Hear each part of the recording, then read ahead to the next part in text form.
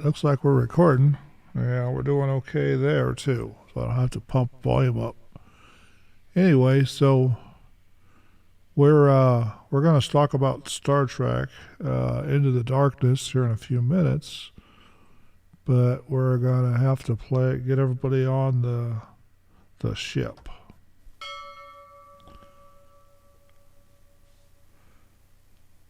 Now, do starships have that kind of bell? I don't know. I haven't seen any in the Star Trek, not Trek series.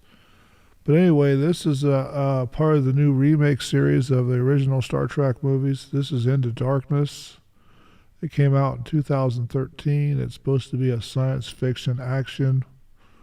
And there is a love component to this because Spock and Uhura have a relationship in this series. So we got this new series, the captain, well, they call it Stardate 2259, which is crazy. Okay, so this is the captain gets in trouble for saving a planet. He gets his ship taken away because his first officer, Spock, decides to put it in a report, even though he saved his life doing it. Then, so his former Captain Pike took back over his ship and eventually made him a first officer so he could get into this meeting to find out what to do with Khan.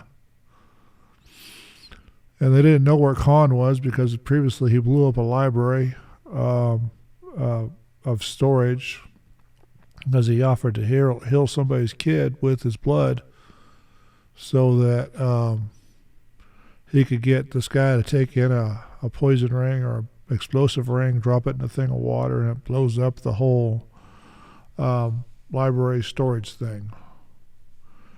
Anyway, they had top secret Star Trek documents there, and Khan was looking for documents referring to the rest of the augments or supernatural genetically enhanced, I'm looking for the right words, genetically enhanced people that, were basically holdovers from the original Star Trek movies. So what they did is he blew it up, found them, found out where they were being kept because he enclosed them in cryotubes inside of a new type of missile. So Khan, the bad guy, he attacked the meeting where Captain Pike and James T. Kirk was there trying to figure out what to do about Khan, and they were running over videos and stuff of the explosion, which is probably all enhanced for our benefit as a viewer. Now, this is the USS Enterprise we are talking about, by the way, if I didn't get to it. Now, I like these Star Trek series, so I'm naturally going to give this a pretty good rating. This was actually a pretty good movie, for me anyway. So, anyway, they find out that after Khan transported himself clear across the galaxy to a place called Kronos, which is the Klingon homeworld. So eventually they work it out fighting amongst all the representatives and all the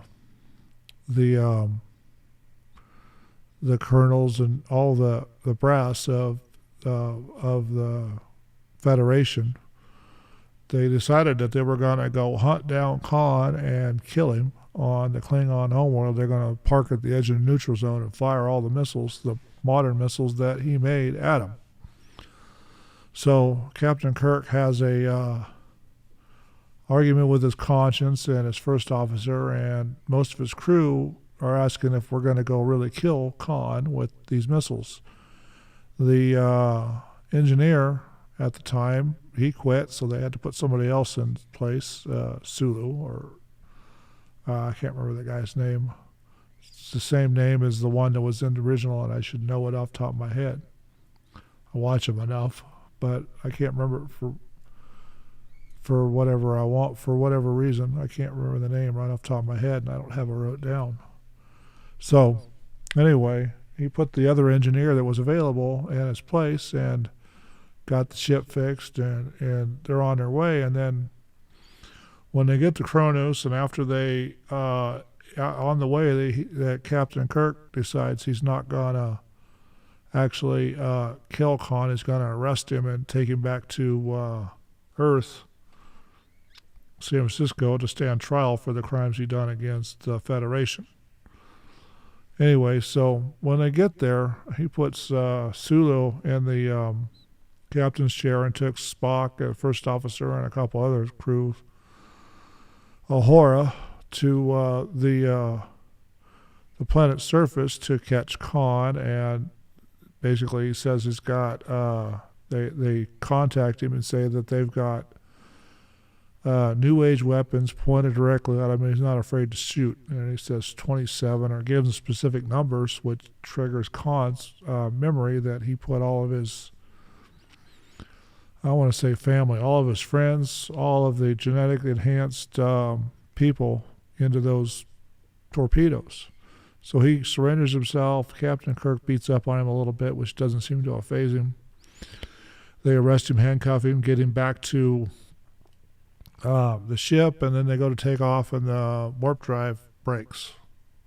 It overheats or something and shuts down. So they've got their engineers fixing it, and then the commander or colonel or whatever he is shows up with a bigger ship later on to kill the Enterprise, because he wants to hide his efforts with Khan to make New Age weapons. So they were sitting there talking, and they have the Enterprise fixed, and Captain Kirk takes it to warp and almost makes it back to Earth before they got shot out of warp by the bigger ship.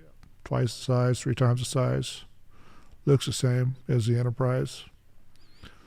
So they end up doing a space battle for a few minutes, and then the old engineer that didn't refuse, he got on board the ship that's shooting the Enterprise, so he makes it reset their weapons and do a reboot the whole system.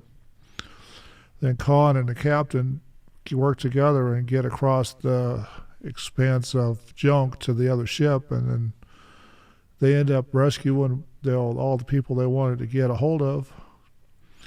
Then they let Khan have his torpedoes, and without the bodies that were inside.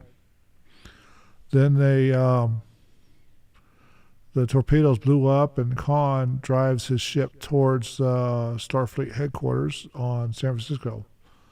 And it crashes in an open space just south of San Francisco, and then jumps out of the ship and tries to make it to headquarters at San Francisco. That's weird. Anyway, so what they did is, then at the time, Captain Kirk was trying to save his ship instead of Spock doing it. Captain Kirk did it this time. He went into the reactor and saved the ship by kicking the reactor back in place. Then Spock goes down after Khan because he's going to kill him because he killed his friend. Then a gerbil, one of those furry creatures that nobody likes on Star Trek, they McCoy Bones injects it with some of Khan's blood, and it comes back to life just about the time all the fighting got started. So he has to contact the bridge, and they have to try to contact Spock not to kill Khan. So then Uhura ends up transporting down to stop him from killing him, and all ends well. The captain survives at the end, which is kind of interesting how they actually pulled that off. But it's actually a pretty good movie, even though they took some liberties on it. And it's really kind of indicative. It's almost the same story as the original movie that dealt with Khan. for the original series. I've got that too, so we'll be talking about that when I get to doing the Star Trek. But they did a lot of good special effects in this movie. They did a lot of interesting plot twists and way things are going, and they changed it so it's not the same as it was before. So the original Trekkies, the old ones like me, would watch the new series too. Some guys don't like it, some guys like it. You just got to accept it for what it is. It's a movie. It's not going to be the exact same movie as the one we're used to, but it is a movie. It's just entertainment. Now, is it as good as the old one? No, not by a far shot. But is it a good movie all by itself? Yes, it's worth watching. So I gave it 5 stars. And hopefully, you'll go get it and watch it. And put my name in the review if you do a written review. And link my video to it. That would help me a lot to get this thing to pay some money so that I can support Mom. Because currently when I'm recording this video, I'm having problems getting and keeping a job because everybody wants to play the Sky is Falling games. And we got a big problem with everybody not letting go of the Sky is Falling games. So back to what we were talking about. This movie came out on April 23rd, 2013 in Sydney, Australia. Then in the U.S., it came out April 17th, 2013. It was runtime was 132 minutes, United States English, of course, because it was made here in Hollywood. Then the budget was 185 to 190 million. They're not quite sure how much they actually spent because 2 different sources say the thing, and it actually did pretty good. It made 467.4 million in the box office, according to this website. So that was a pretty good movie, and like I say, I recommend you go get it and watch it. If you can get it free on Netflix or whatever, go ahead and do that. But I still recommend you go get it and watch it. And what the heck is that? Oh, that's a different program. I don't want that up. So anyway, they did a pretty good job on remaking this Star Trek Into the Darkness. And they had to talk Klingon and all kinds of fun stuff. So they revived the Klingon language, which we thought we lost. And I got some editing to do on this page. Anyway, so hopefully you've subscribed to this channel by now, because I'm pretty sure I've told you. And I'm going to make a little widget to put on the brick wall screen to say subscribed, and that'll probably be the one that I actually put up on the front, because I'm using the brick wall and the poster, and I'll put a subscribe screen on there too, just to see if I can get any more attention for what I'm doing here. I know I should use other means of advertising to get this channel advertised better, but it's what it is. I'm not pretty, and I don't have any of the good advertisement techniques going that everybody else does, so I'll just go ahead and pop out of here. And oh, by the way, just in case you forget, and you did watch this thing all the way through, the reason why you're getting all these videos here in 2002-3 is because YouTube decided to play games with me in 2.2, and I just didn't want to play then because they're trying to keep that cancel culture going. And we've talked about that on the other channel, or I will talk about cancel culture on my other channel, and what it is and where it comes from and why they think they can do it and get away with it. And this has turned into be a real long video for my reviews. So, all right, I'm going to go ahead and pop out of here, and right about now.